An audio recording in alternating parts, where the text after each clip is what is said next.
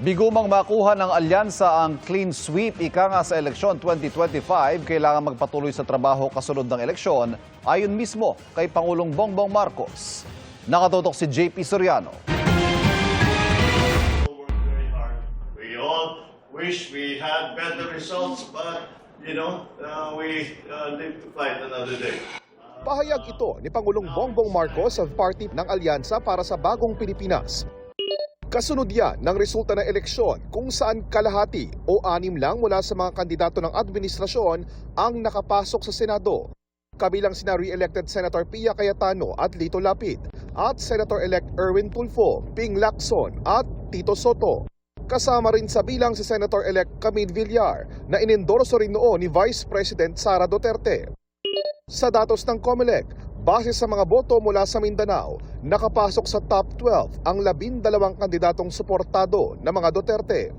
Ang campaign manager ng alyansa na sina Navotas City Representative Toby Tiangco, isinisi ang resulta ng eleksyon sa Mindanao sa paghahain ng impeachment laban kay Vice President Sara Duterte.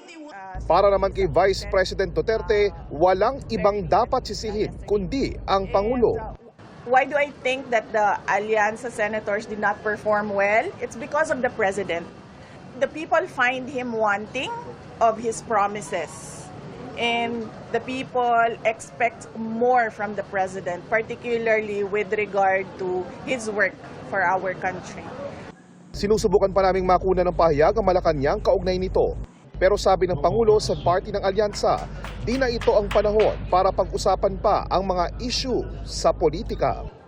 It's time to put all of the issues that were raised during election and only talk about not political issues, but developmental issues, healthcare issues, education issues, agricultural issues, food supply issues, all of these things.